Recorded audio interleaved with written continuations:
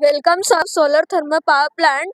Myself Sehul Donekar and he is my partner Devansh Raut. It means we from Bhandara from Dreamdale Public School. It means to generate the large amount of electricity by using more numbers of mirror. It advantage low maintenance, environmentally friendly and renewable energy, sustainable development.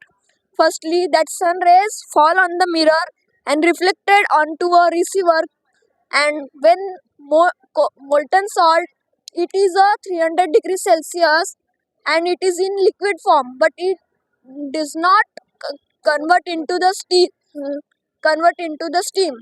and it flows through a solar tower and heated up to a 700 degrees Celsius, and it goes to the steam generator, and from the water tank the water comes here and it convert into the steam, and from the steam the turbine rotate, and from that the electricity is converted by the transformer and it maintain the volt and convert DC into AC.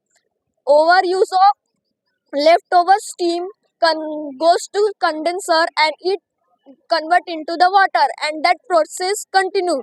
Now he will explain deeply in Hindi. जैसे ये cold moult ये मतलब ये molten salt है जो 300 degree Celsius तक गर्म रहता है। अभी ये ऊपर जाएगा पर ये इतना इतना ये नहीं है, गर्म नहीं है कि ये स्टीम क्रिएट कर सके।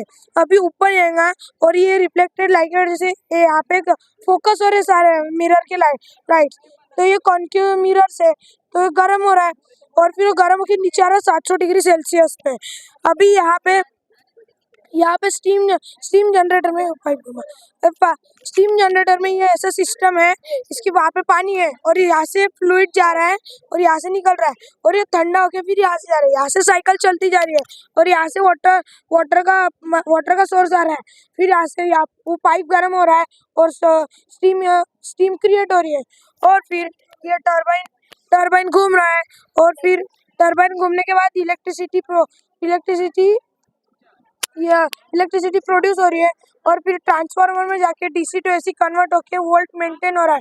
अभी वहाँ पे एक इलेक्ट्रिक स्टोरेज टैंक है, उसको अपन कैपेसिटर और बैटरी भी बोल सकते हैं, और वो वहाँ से हमारे फिर पंप के लिए हम इलेक्ट्रिसिटी ले सकते हैं। अभी यहाँ पे तो स्टीम है, तो स्टीम कंडेंसर में जाएंगी जहाँ पे पेल्टियर मॉड्यूल और कूलिंग सिस्टम का एक सिस्टम है, जहाँ वो इतना ठंडा है कि उससे बर्फ भी बन सकता है, और फिर वो तो वहाँ से स्टीम जा रही है वो पेल्टियर मॉड्यूल की तरफ, और वो स्टीम क्रिएट होके वाटर में क्रिएट हो रही है और फिर वापस इधर जा रही है। अभी आपको तो लग रहा होंगे कि रात के वक्त तो काम नहीं करेगा, नहीं ऐसा नहीं है, ये रात के वक्त भी काम करता है, पर ये हॉट मोल्टन सॉल्ट इंसुलेटेड है, जिससे ये मतलब सुबह होने तक ये इतना गर्म रहता है कि इससे रात में भी इलेक्ट्रिसिटी प्रोवाइड हो सकती है।